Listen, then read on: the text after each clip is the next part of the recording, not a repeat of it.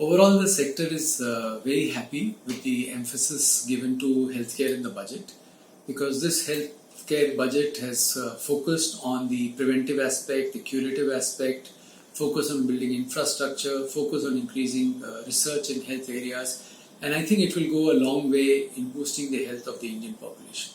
In this budget, along with lots of positive aspects, there is still a need for some clarifications. For example, the government has said that 2.23 lakh crores has been allocated for the research for the healthcare sector, which is an increase of 137%. However, when we look at the fine print, we find that the healthcare departments have got only 11% increase, while a lot of money has been put for sanitation and preventive health. So I think that is also an aspect of population health, but not directly impacting the curative health of the country. The other aspect which the sector is looking forward to is the request which was made to the government that there was a lot of money and capex spent on the infrastructures during COVID pandemic, and also the capex which will be spent for expansion of healthcare infrastructure in tier 2 and tier 3 towns. And if there is an exemption possible from the government, that would have been nice, but that doesn't seem to be there. The healthcare sector is currently exempt from GST, and the sector has been requesting the government to make it from exempt to 0% GST, so that the benefits can be taken by the hospitals and sector and passed on to the patients, thus reducing the cost of the treatment for the patients. The other aspect of this budget is where we need some clarity on is that the public-private opportunities which may exist, and how will the healthcare industry and sector go about it.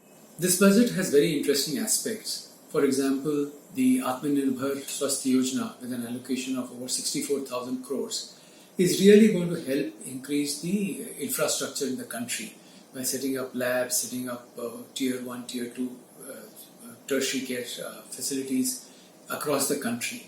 And I think it will also give opportunity for the private healthcare to partner with the government in increasing the infrastructure in the country. Another good aspect of this budget is the 35,000 crore allocation for vaccines.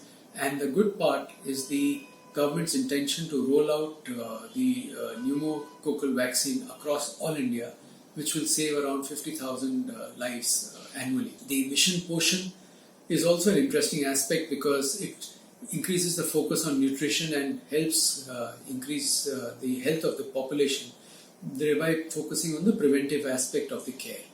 Now, the focus on the allied health care professionals has been shown by this budget by introduction of the bill on allied health care. I think the problem of the shortage of allied healthcare professionals in the country will be regulated, will be managed because of this bill, and also it is an opportunity for the government and the private sector to come together to skill the population of the country.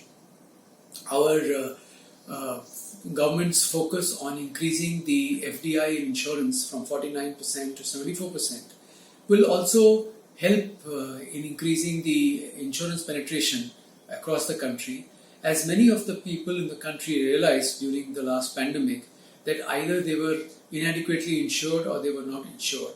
So this increasing healthcare insurance penetration will be a good benefit to the country.